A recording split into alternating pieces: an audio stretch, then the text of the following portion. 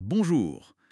On va parler de deux concepts assez fascinants de Bediüzzaman Saïd Nursi, le Manaï Harfi et le Manaï Ismi. Le sens indicatif et le sens nominal. Exactement.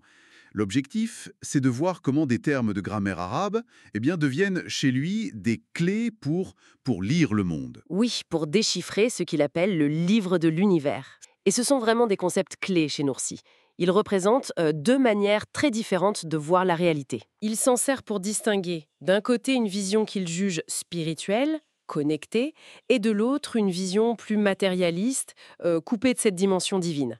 Alors commençons peut-être par le premier, le Ma'naï Harfi, le sens indicatif. Si on prend la grammaire arabe, le harf, c'est une particule, une lettre. Une préposition, par exemple. Oui, toute seule, elle n'a pas vraiment de sens propre. Elle pointe vers autre chose. Elle crée une relation. Elle connecte. C'est ça. Et Noursier transpose ça au monde créé. Les choses, les créatures, ne sont pas là pour elles-mêmes, mais elles sont comme des signes. Qui pointe vers le Créateur. Exactement. Voir avec ce ma'naï harfi, c'est voir au nom d'Allah, pour reprendre son expression. Une fleur, par exemple, elle n'est pas juste belle en soi. Non, elle est admirablement créée. C'est ça la nuance. Elle reflète l'art, la sagesse divine derrière. C'est donc une lecture théocentrique. Oui, tout à fait. L'univers est vu un peu comme une galerie d'art divine. Chaque chose, chaque phénomène reflète les qualités, les noms de l'artiste. Chaque élément est une lettre, un harf. C'est ça, qui n'a de sens complet qu'en renvoyant à Dieu. Ça vise à garder une conscience de Dieu constante et à voir l'unité derrière tout ça. C'est vraiment central dans sa pédagogie spirituelle. Mais est-ce que cette façon de voir, en insistant toujours sur le créateur derrière la chose, ne risque pas un peu de diminuer la valeur de la chose elle-même?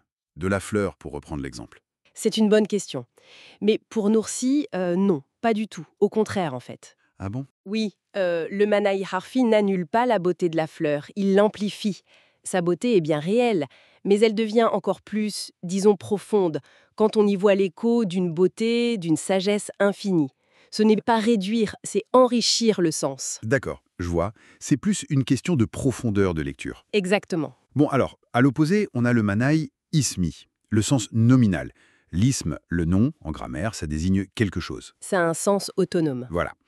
Et Noursi utilise ça pour décrire la vision qui regarde les choses comme si elles existaient par elles-mêmes. Détaché de leur source divine, oui. C'est la perspective qui lie au matérialisme, c'est ça? Voir un arbre juste comme un produit des lois physiques sans y lire une intention derrière. Et là, attention, pour Noursi, ce n'est pas juste une vision neutre, il considère que c'est une erreur, une illusion. Une illusion. Oui, l'illusion que les créatures sont autosuffisantes. Et pour lui, ça mène directement à oublier Dieu, à fragmenter le réel. On finit par adorer les causes secondes, la nature, la science, au lieu de remonter à la cause première. Il y voit une source de problème moderne en quelque sorte, hein? Oui, il pense que ça peut mener à la désorientation, à l'égoïsme, même à une forme de désespoir. La différence est donc énorme. Manayarfi connecte, Manaï Ismi isole. L'exemple du soleil est parlant. Tout à fait. Le voir comme une simple étoile, une réaction nucléaire, c'est Ismi. Le voir comme une lampe incroyable qui montre la puissance, la générosité de Dieu, ça, c'est Harfi. Pour résumer, on a comme deux paires de lunettes. Manaï Harfi et Manaï Ismi. C'est ça. L'une révèle le sens spirituel, la connexion. L'autre montre un monde d'objets séparés. Et pour Noursi, choisir le regard Harfi, c'est la clé. La clé pourquoi? Pour une compréhension plus juste, pour la paix intérieure, et aussi pour réconcilier la foi et la raison. Parce que même la science, vue ainsi, décrit les lois que le Créateur a mises en place. L'univers redevient cohérent, un miroir du divin. C'est une invitation, donc, à changer notre regard, à lire entre les lignes de la création, si on peut dire. Tout à fait. Et pour terminer, peut-être une question pour nos auditeurs. Si on essayait, consciemment, d'appliquer l'une ou l'autre de ces lectures Ismi ou Harfi à ce qu'on vit au quotidien, une information, une rencontre, Ou même un objet, oui. est-ce que voir les choses d'abord comme des signes, ça change fondamentalement leur valeur ou le message qu'on en tire? Voilà.